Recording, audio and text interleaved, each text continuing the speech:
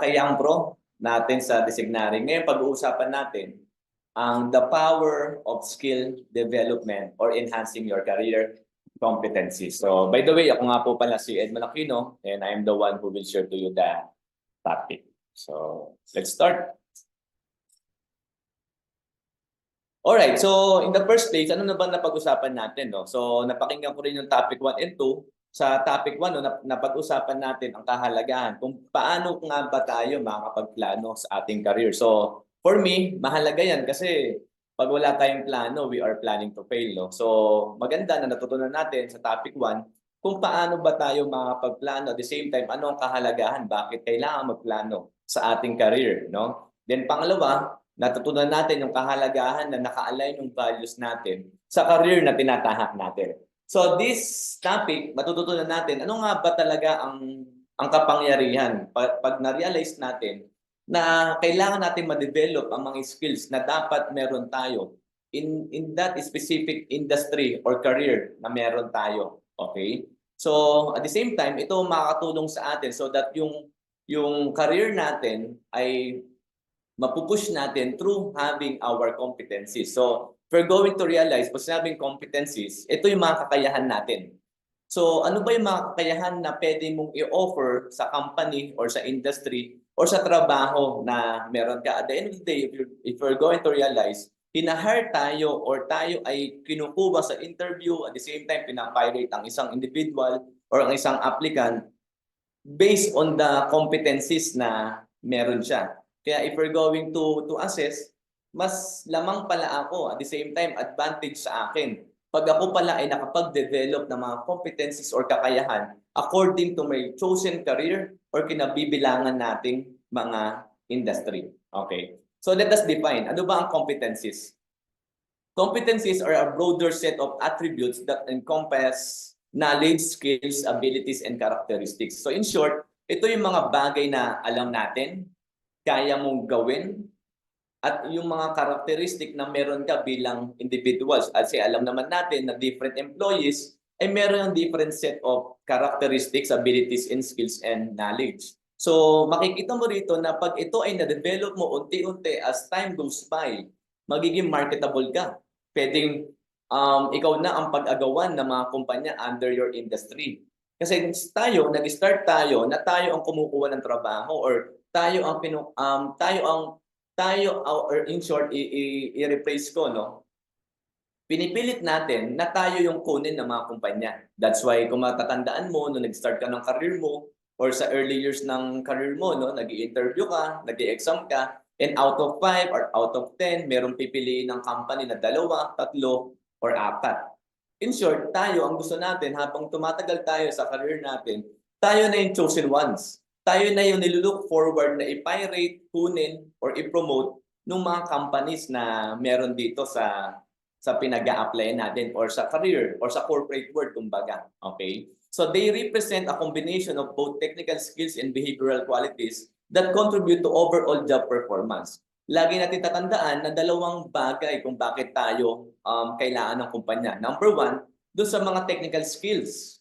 When say technical skills, ito yung hindi kaagad alam ng mga tao. Ito yung eventually natututunan, na-enhance at napapagaling. And when you say behavioral qualities naman, ito naman yung in short yung pag-uugali, ano yung mga values natin, or in short ano yung character ng isang tao. So ano ba yung mga, let's say for example, yung mga top competencies or ano ba yung mga top na kakayahan ng isang empleyado, no? In terms of technical, meron tayong data analysis and interpretation. Yan. Pag mahusay ka mag-analyze ng data at mag-interpret ng data, nako, marketable ka sa corporate world, no? At meron din tayong tinatawag na technical skill na digital literacy. Meron din coding and programming. Yan, hindi naman yan natututunan overnight. Yan ay natututunan, siyempre, connected yan sa course na kinuha mo. And at the same time, as years goes by, no, na nag-i-spend ka ng maraming panahon at taon sa kumpanya, nade-develop yung mga technical skills na yan. Kaya pag sinabing mga IT, hindi naman yan pare-pareho ng classification eh. Meron yang specialty or doon sila magaling talaga at yun talaga yung master nila. Okay? Meron din tayo tinatawag na project management. So when you say behavioral naman, ito yung for example, in terms of leadership, angat ka. In terms of leadership, marunong ka. In terms of leadership, mahusay ka. And most of the time, ako, napansin ko, one thing na napopromote sa company, yung may sense of leadership or marunong mag-lead ng tao. Because at the end of the day, habang ikaw ay umaakit ng corporate ladder, ayan na yung moment na meron ka ng mga taong nililid. And can you imagine na mapropromote ba ang isang employee pag wala siyang kahit papaano sense of leadership? Parang kaunti yung chance niya. Okay? Pangalawa, communication. Because at the end of the day, you are in a company or nasa trabaho ka. Kasi hindi ka naman dyan island eh. Meron at meron kang kakausapin, i-communicate mo yung plano mo, i-communicate mo yung mapapagawa mo because at the end of the day, kasama dapat sa behavioral na dapat ma-develop natin ang communication. Meron ding tinatawag na critical thinking and problem solving. Okay?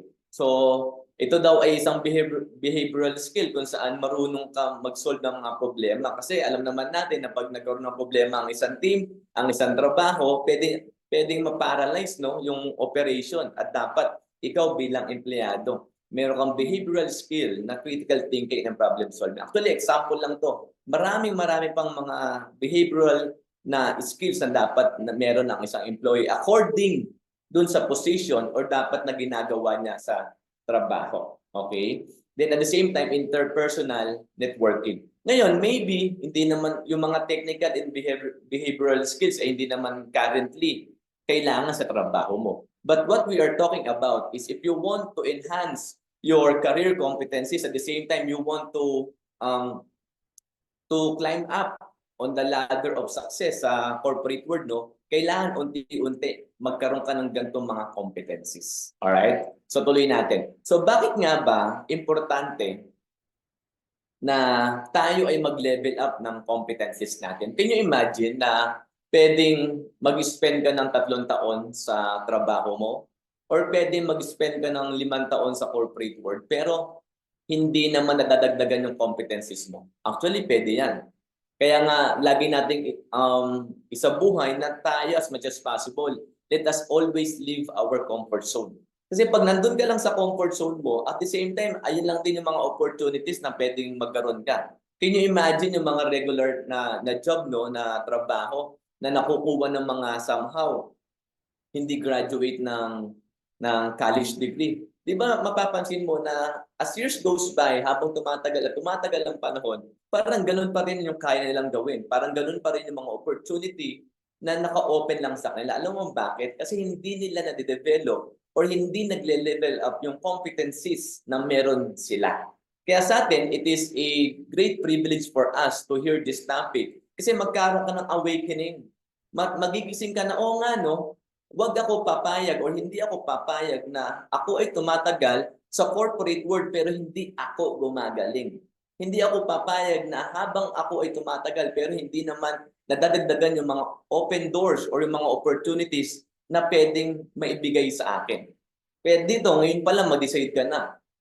Ako gusto ko, sabihin mo sa sarili mo, ako gusto ko na habang ako ay tumatagal sa corporate world, I will maximize my time. Magpapagaling ako, i-level up yung mga kakayahan ko. Because one thing I realize in this designatory career planning is pag hindi pala ako nag-level up in terms of may kakayahan, hindi pala madagdagan yung opportunities na pwedeng ma-open sa akin sa corporate ladder. Okay. Number 1, importance. Okay, career advancement. So, alam naman natin na ang mga employee or mga workers na pro-promote, ito yung nakikitaan ng potential, number 1 yan. At the same time, meron na sila kahit papaano nung skills and behavioral skill or behavioral components na dapat dun sa next na position na pwedeng ibigay sa kanila.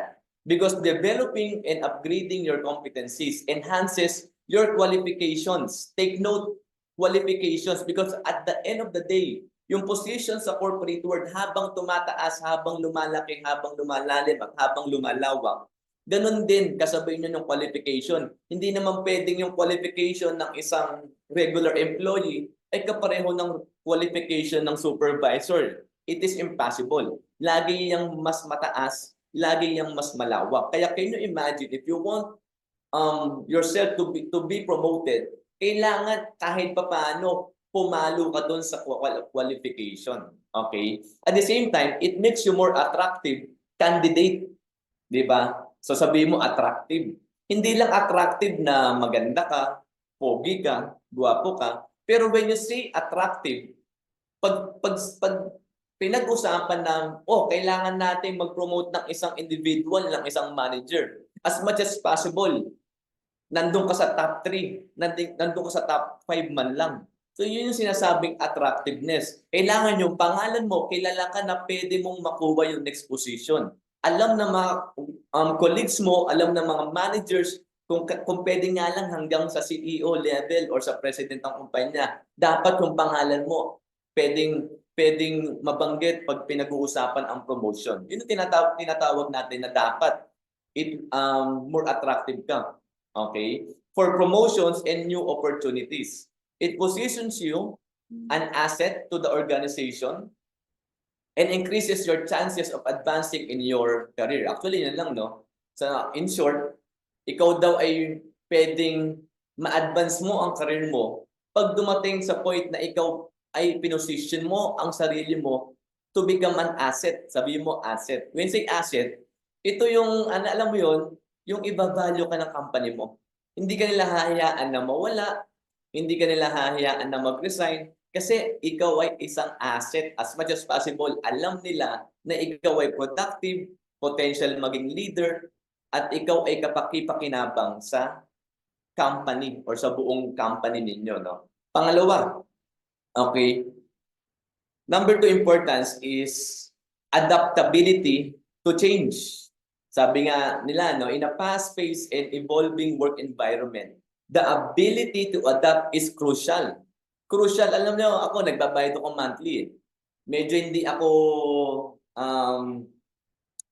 ma-technology ng kaunti.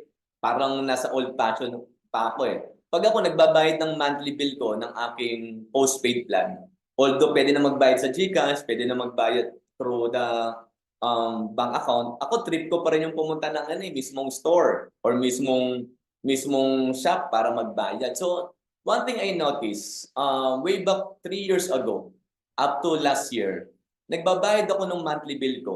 Ang kaharap ko ay tao. Tatanong nila anong number ko, tapos magkano ibabayad ko, i-receive nila yung pera.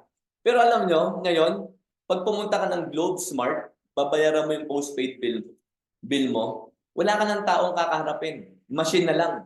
So, itatype mo din yung number mo, lalabas din yung balance mo, tapos ilalagay mo yung pera mo doon, yung parang ipapasok mo. Can you imagine? Yung kayang gawin ng tao before, ay ipinapagawa na at pinoprogram na lang sa mga machines ngayon. Can you imagine na anytime pala, pag hindi ka nag-adapt sa pagbabago ng corporate world, sooner or later, pwedeng makareceive ka na lang ng email na pwedeng matanggal ka na sa trabaho in the next 6 months or in the next month. So what I am trying to say is, binibigyan mo ng magandang favor ang sarili mo pag inaalaw mo ang sarili mo na mag-adapt sa pagbabago. Okay? So continuous improvement of your competencies ensures you to stay relevant and are better equipped to handle changes in job roles, industry trends, and technological advancement. So one thing I realized then before, nung nagkaroon ng pandemic way back 3 years ago, di ba ang mga agents, sanay na dapat kumausap sa face-to-face. Nung pandemic time, hindi ka dapat lumabas ng bahay at hindi ka dapat kumausap ng kliyente face-to-face. Alam niyo yung mga naging successful nung pandemic moments or pandemic times? Ito yung mga agents na nag-adapt ng mabilis into virtual presentation of products. So sa company or yung mga agents in terms of selling, yung mga naging hindi masyado naapektuhan sa pagbebenta ng pandemic times, ito yung inalaw nila ang sarili ng mahirapan na mag-set up ng Zoom, kumuha ng kliyente virtual, o kumausap ng virtual, at doon sila nakabenta. Can you imagine pag hindi mo inalaw ang sarili mong huwag mag-adapt, hindi ka makakabenta. In short, hindi ka mag-strive in your career. So in short, mapag-iiwanan ka. Okay, pangatlo importance, no, increased job satisfaction. Alam nyo, at the end of the day, Ang kaibahan ng human being sa machine, ang machine walang pakiramdam. Okay? Although sila, katulad ng tao, napapagod, kaya minsan bumibigay yung machine, kailangan i-fuel up, kailangan i-recharge, kailangan pagpahingahin, or kailangan i-repair. Or in short, minsan kailangan ng i-replace. Alam niyo ba ang kaibahan ng tao? Tayo ay merong emotions. Tayo ay meron tayong heart and mind kung saan dapat at the end of the day doon sa ginagawa natin on our daily basis sa trabaho natin dapat nasa-satisfy tayo. Yun ang kaibahan natin. Kaya minsan mapapansin mo, okay naman yung sahod mo, okay naman yung position mo, pero magigising ka na lang na parang hindi na ako masaya sa trabaho ko. Yun yung importance na dapat nag-i-increase yung job satisfaction mo. At alam mo paano mo yun makukuha? Dapat nag-i-embrace ka rin. Take note, embrace. Nag-i-embrace ka rin ng new roles or new responsibilities beyond your position. So actively working on your competencies often involves pursuing areas of interest and passion. As you enhance your skills in alignment with your interests, you are more likely to find satisfaction and fulfillment in your work. Alam mo yun, habang ikaw ay natututong ng mga new skills and new roles in your trabaho or in your position, alam mo yun, mas lalo kang nag-enjoy. Mas lalo mong nasasabi sa sarili mo that I am doing a great job. Kasi minsan tayo, we have a human tendency na pag pare-pareho na ang ginagawa mo for the past months, for the past years, ang term lang naman natin dyan, nakakasawa. So tatlo yan, career advancement, adaptability to change, and increased job satisfaction. Ngayon tuloy natin to. Sabi rito, godly purpose, you are God's masterpiece. Utilize your competencies to glorify God. Ulitin natin. Meron daw tayong godly purpose. Because at the end of the day, we are God's masterpiece. Ikaw ay hinubog ng Panginoon. So wag kang pumayag na ikaw lamang ay nakadesign or ikaw lang ay nakaplano sa trabaho na at the end of the day, nagpe-persevere ka na lang. Kasi ako, I truly believe na dapat ang trabaho natin na-enjoy natin. Because work is a blessing. Okay? Hindi to suffering. So, utilize your competencies to glorify God. So, after working for more than a decade, alam nyo, one thing I realized, no, personally, your job isn't just a place where you use your skills. So when planning your career, focus more on your core identity and growth plan. Alam nyo, at the end of the day, tayo ay nasa workplace. Alam mo yun, para gamitin yung skills natin. Ako nga, if you're going to ask me, kung papipiliin mo ako, kung pumasok sa trabaho or mag-stay na lang sa bahay. Actually, pipiliin ko naman mag-stay sa bahay. Sino bang gusto magtrabaho? Sino bang gustong gumising ng maaga? Sino bang gustong mag-spend ng 8 hours a day? Pero pag tinignan mo, kung magagamit ko yung skills na meron ako, na binigay sa akin personally, na unique, nako, nakakagana pumasok ng trabaho. Kasi alam naman na pag hindi mo ginamit yung skills mo, kakalawangin yan at hindi ka rin mag-i-enjoy sa buhay. Tayo din, alam mo, pansinin mo excited tayo mag-retire? Excited ka na mawala ng trabaho or mag-settle down kasi may rami ka ng pera? Pansinin mo, manood ka lang ng Netflix buong maghapon, tatamarin ka rin, magsasawa ka rin. Mag-travel ka lang mag-travel, magsasawa ka rin. Bakit? Because there's a sense of purpose tayong mga tao. Kaya as much as possible, dapat ma-realize mo na yung trabaho mo, sense of purpose mo yan. Diyan mo ma-unleash yung lahat ng potentials at skills na meron ka.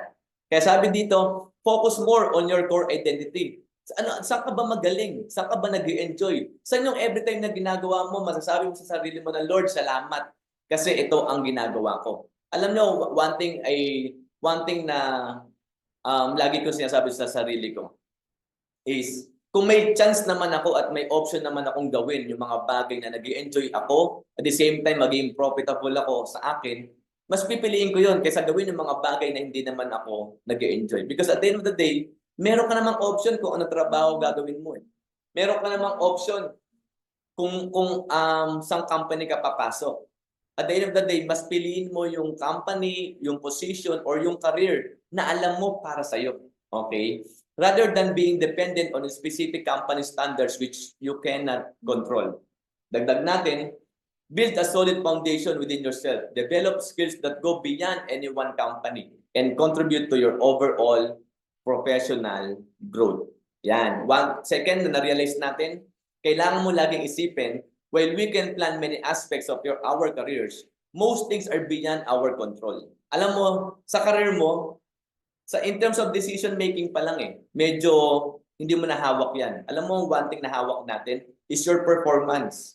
One thing na hawak mo kung paano ka titignan ng mga katrabaho mo. One thing na hawak mo kung paano ka i-rate ng boss or managers mo. Kaya sa akin, if you're going to ask me, focus on your performance. Galingan mo on a daily basis. Makita man or ma-appreciate ng boss mo, okay lang yun. Because at the end of the day, makikita naman sa papers yan lalabas at lalabas kung sino ang magaling, sino ang seryoso, sino ang maganda ang character compare sa mga lahat ng colleagues na meron ka. Planning is more about preparation and adaptability than absolute control. Then pangatlo, diversifying your competencies. Okay? So maximize your competencies that not always depend solely on being employed. Alam mo yun, at the end of the day, kung may chance ka naman matuto ng ibang gawain beyond your position, gawin mo. Kung pwede naman mag-assume ng role, kung saan pwede ka naman sometimes na ikaw naman mag-lead, inaalaw naman kayo ng boss mo, ikaw naman magplano, ikaw naman gumawa ng project, ikaw naman gumawa ng ibang dapat gawin, choose it. Why? Kasi ma-diversify mo yung competencies mo na one thing, magigising ka na lang. Dati hindi ko naman to alam. Pero ngayon, master ko na. Okay? It is essential to diversify your skill set. May tinatawag na skill set.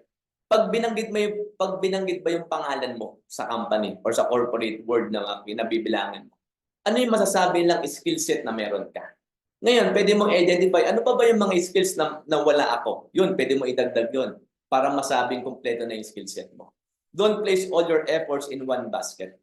Explore different avenues for learning and growth, such as freelancing, volunteering, or engaging in side projects. This not only broadens your skill portfolio, but also enhances your adaptability and resilience in the ever-evolving professional landscape. So in short, bago ako tumalon dito, diversify. Mas okay na mas marami kang kakayahan compare naman sa master mo ay isang bagay lang. Kasi for example, ang kailangan sa next na promotion position na i-open sa inyo ay mahusay mag-lead. Paano kung wala ka pang experience na mag-lead ng any project or any event sa company nyo? Do you think masasama ka sa pangalan ng i-promote? So, baka hindi. So, yun lang, no? Mas piliin mo na dapat, for example, for this year 2024, ano yung dapat na malagay mo sa skill set na meron ka? Dagdag mo yan. Okay, pwede mong i-open yan sa manager mo. So ngayon, tuloy natin. Nasa last part na tayo. Assessment and planning your career competencies. Okay? So, paano ba yan? Paano ba natin mapagplaplanuhan at ma-assess yung ating kakayahan sa ating career? No? Number one, unlock your full potential or discover your core identity. Okay? So remember, upskilling is not the initial step in career planning or growth. Before diving into learning a new skill, it is strongly recommended to explore or revisit your core identity or design purpose. At the end of the day, dapat ang foundation ng career mo is kung saan ka magaling. At the same time, isa pang foundation dapat ng career mo is yung identity mo na dapat ito yung classification mo. Kunyari, gusto mo nagsasalita or gusto mo nagli-lead, huwag kang umalis doon. Huwag kang umalis doon kasi minsan pag umalis ka doon, baka hindi ka na mag-succeed.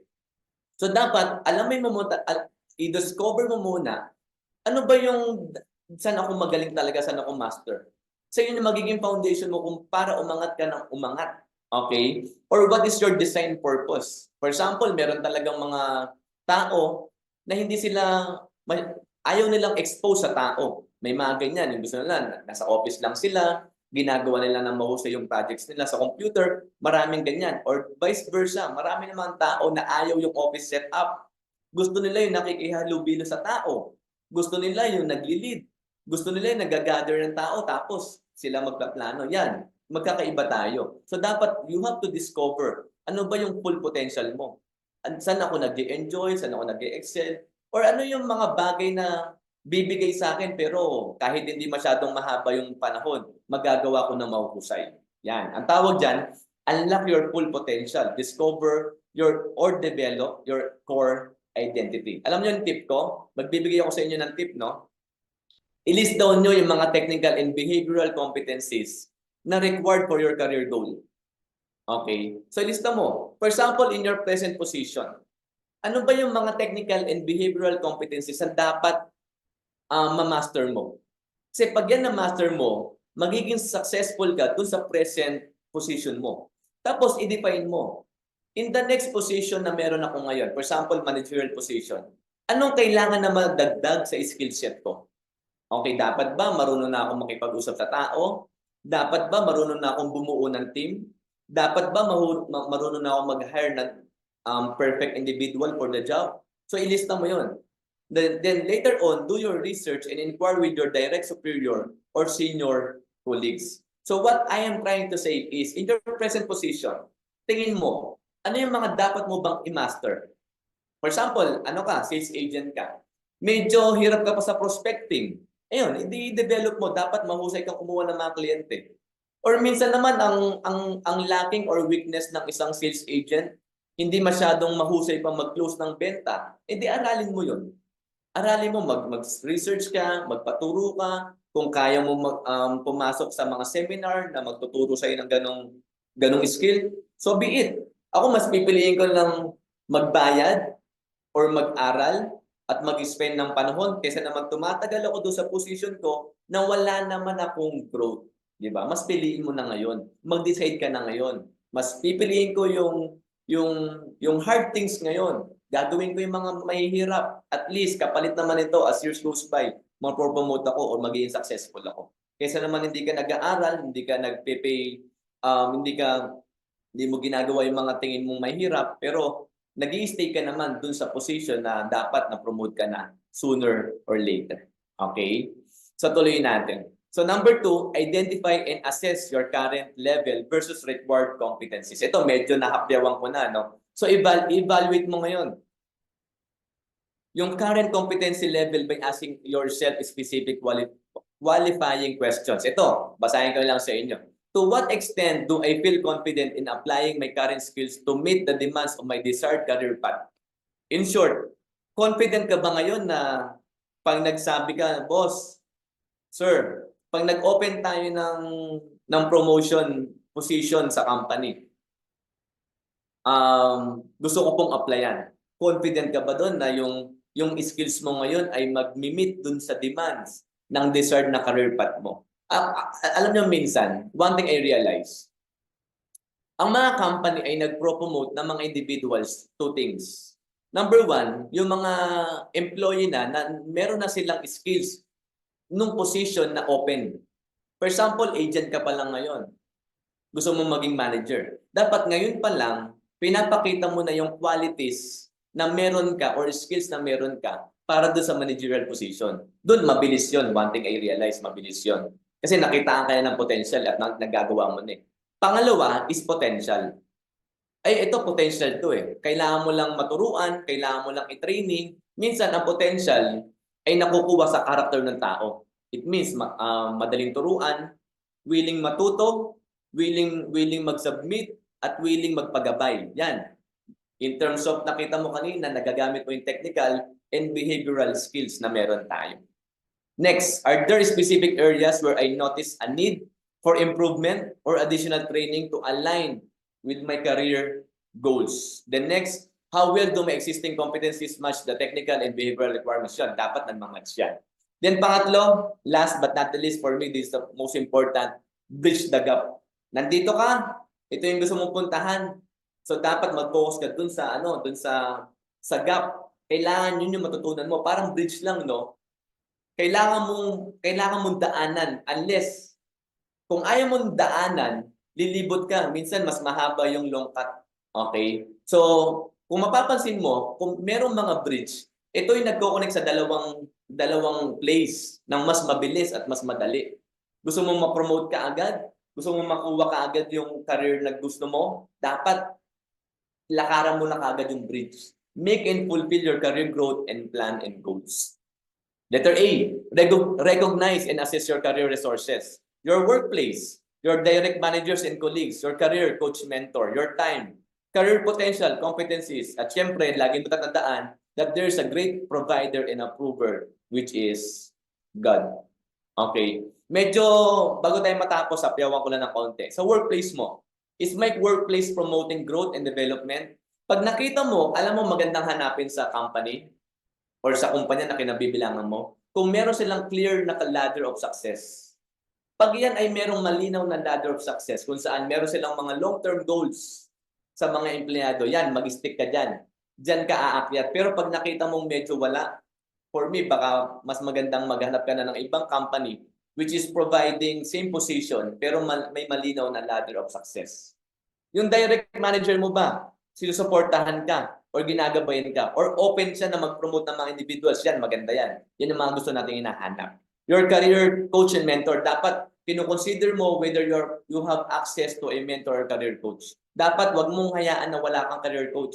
Dapat meron pa rin naggagabay sa'yo at naglilid sa'yo. Sa akin, and designary, if you are part of designary, mapa old member ka or mapa first timer ka, I want you to stick with designary. Kasi dito ka makakuha ng mga coach career or career coach at mga mentors kung saan tutulungan ka akyatin yung ladder of success regardless kung ano ang position or career na meron ka.